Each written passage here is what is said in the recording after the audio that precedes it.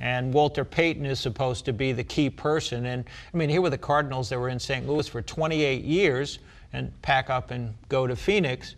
So now what happens is, okay, you're in 1988 and you're immediately having St. Louis sort of figuring out, well, we should build a stadium and who we're going to get. But then in 91, the NFL is saying they're going to agree to 2 expansion teams. So I think St. Louis is assuming they're going to get one of these expansion teams. And we were one of the 5 finalists through 1992. And apparently we had all types of financial problems, which required Tom Eagleton, former senator from the state, to sort of become involved in how you were looking at the county, the state, the city, along with all these entities trying to figure out this legal, contractual, political problems of who was involved in what. One team is eventually awarded to Charlotte, but it hasn't decided yet where the second team is going, because the NFL is trying to figure out whether or not St. Louis should get this new team and let them give time to get their act together. On the financial side, St. Louis apparently can't completely get their act together, so the second expansion team is awarded to Jacksonville. And now you're going to have this issue of the NFL owners are meeting. They're blocking the transfer of the Rams from California to St. Louis. You're having the current governor, who's then Attorney General Jay Nixon, who's sort of questioning that he might proceed with some sort of legal action of some sort. I guess it's rather vague. And now the owners are voting again. That allows the Rams to come here. But what was interesting was that issue of the personal seat licenses, the PSLs. And they had to, this didn't mean you'd buy a ticket for a seat. It meant you were putting money up that you had the right to buy or own a seat. And the reason for the $74 million was that it had to go to California to pay off the lease on the Rams Stadium out there. Essentially, in essence, what you get from that, there was a lot of payoffs. And you're certainly right to bring up the history of St. Louis, because it had a huge factor.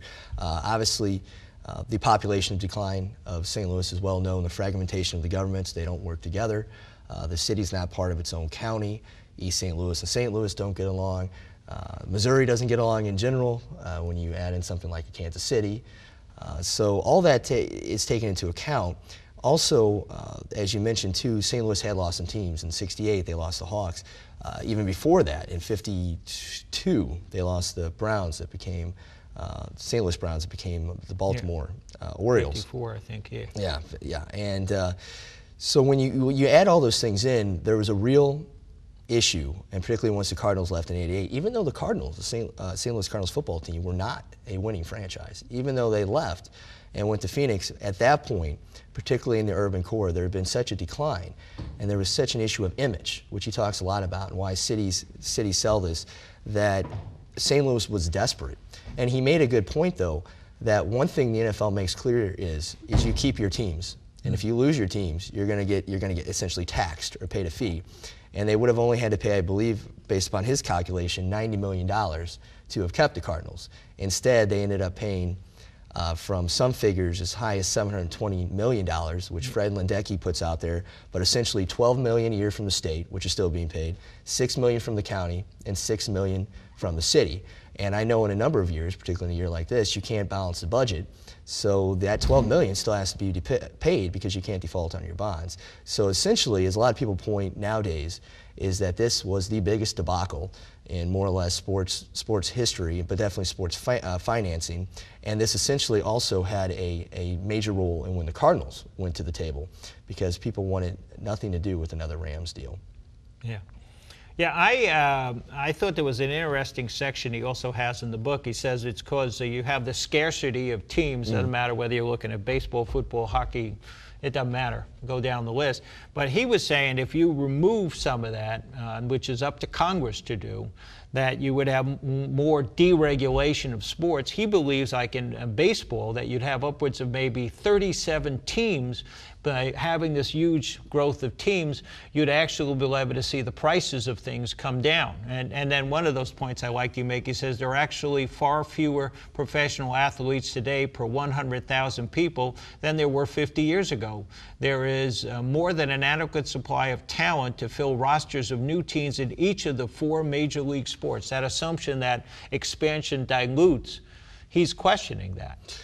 Well, certainly with globalization, or as some of my academic friends like Ryan Guffey would say, nationalization, certainly at this point there is more influx into the league when you have Cubans and Latinos, and definitely a lot of the Hispanic players, which Japanese players coming over and so forth. It's definitely become a world sport, and definitely also in players.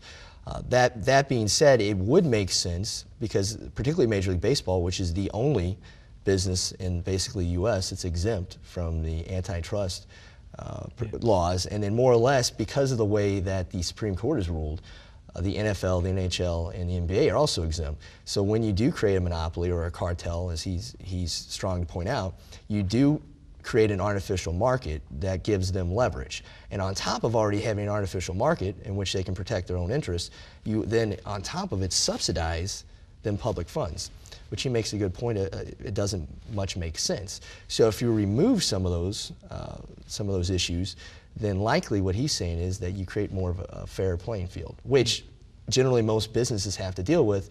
And as he's quick to point out, the fail rate, even in the early times when the leagues were in place, which a lot of people say that's why you have to have them, isn't that much different than the general fail rate of small businesses. Yeah. In fact, he has a good quote on the small business analogy. He says, sports and teams are nothing more than relatively small businesses and small potatoes in an economy. Because then he goes on to talk about the idea that if you're looking at most teams, that what are they generating in private sector jobs? Well, they're generating less than 0.6% of private sector jobs in a, say, metropolitan area.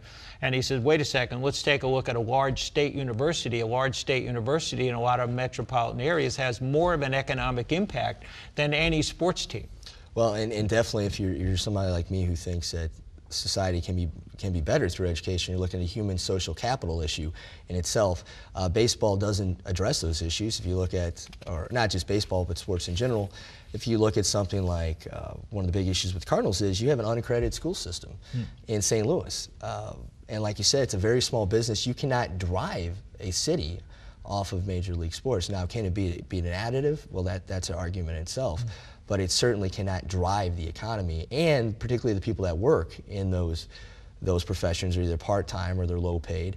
And the big winners in that are the players, and about 50% of the wealth goes to them. And guess what? They don't generally live in the city. I thought it was interesting. I liked his discussion on the Florida Marlins. And so the Florida Marlins in 1997, they're winning the World Series. And they had wanted to get a massive tax subsidy deal from either the county, the state, didn't matter, to help them build a new stadium, which the stadium was finally, ground was broke on that only this summer in 2009, because I think they were breaking ground on it as I was watching one of the Marlins games, me and about the 400 people that attend their games. And what ended up happening was the owner was so mad about this, he cut the payroll by $30 million. And so in 1998, they finished 52 games out of first place. So the message was clear: if you want to have a winning team, you better put up money. So yeah, it was interesting how you end up seeing that. Yeah, Bud Selig certainly didn't step in, and people have said that a lot, and he does bring it up. That's the cartel-like status, that while it's implied that they don't act like a cartel, in reality they do, because you are taxed in general, or if you step out of line, there seems to be particularly repercussions. And a lot of people have argued, and I know Rosentraub has written about this in the past, that it is encouraged by Major League Baseball to compete, and that by competing, that if you do not build a new stadium, that suddenly then they bring up relocation.